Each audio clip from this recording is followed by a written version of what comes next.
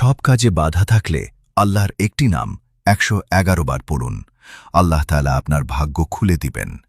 আপনার সকল দরজাগুলো আল্লাহ তাআলা খুলে দিবেন। অনেকেই আছেন যেই কাজই ধরেন সেই কাজের ভিতরেই তার বাধা আসে। কোনো কাজে সে সাকসেসফুল হতে পারছে না। যদি আল্লাহর গুণবাচক একটি নাম পড়ে সে যদি দোয়া করতে পারে, আল্লাহ পাক রব্বুল আলামিন তার ওই কাজের সফলতা দান করবেন এবং তার ভাগ্যের পরিবর্তন করে দিবেন ইনশাআল্লাহ। মনে রাখবেন, আল্লাহর এই গুণবাচক নাম পড়ে দোয়া করলে আল্লাহ তাআলা সেই দোয়াটা কবুল করেন।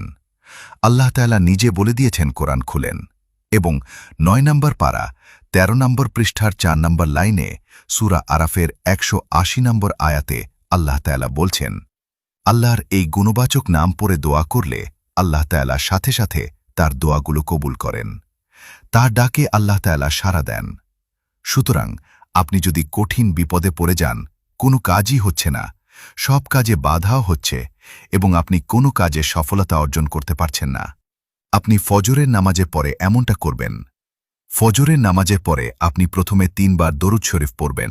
এরপরে আপনি আপনার ডান হাতকে বাম হাতের উপরে রাখবেন, রেখে আল্লাহর গুণবাচক নাম ইয়া ফাত্তাহু 111 বার পড়বেন। ইয়া ফাত্তাহু 111 বার পড়বেন। আল্লাহ তাআলা আপনার সকল যেই দরজাগুলো বন্ধ আছে সেই দরজাগুলো আল্লাহ তাআলা আপনার জন্য খুলে দিবেন। আল্লাহ পাক রব্বুল আলামিন প্রত্যেকটা কাজে আপনাকে বিজয় দান করবেন, উত্তম ফয়সালা করে দিবেন। অনেকেরই আছে বিয়ে হচ্ছে না, কঠিন বিপদে পড়ে আছে। কেউ হয়তো ব্লক ম্যাজিক করে, জাদুটুনা করে, কুফরি কালাম করে বিয়ে বন্ধ করে রেখেছে। আপনি ফজরের নামাজের পরে আপনি অবশ্যই নামাজ পড়বেন এবং আল্লাহর প্রতি একিন রেখে আল্লাহর এই গুণবাচক নামটা পড়বেন।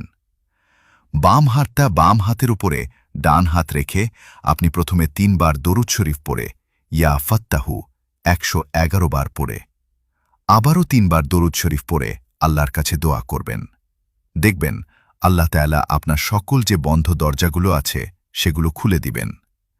আল্লাহ আপনাকে বিজয় দান করবেন এবং সকল কাজের বাধা থেকে আল্লাহ তাআলা আপনাকে হেফাজত করবেন। ভিডিওটি অনেক গুরুত্বপূর্ণ, তাই দেখা হলে কমেন্টে মাশাআল্লাহ বা আলহামদুলিল্লাহ লিখে শেয়ার করে অন্যদের শেখার সুযোগ করে দিবেন।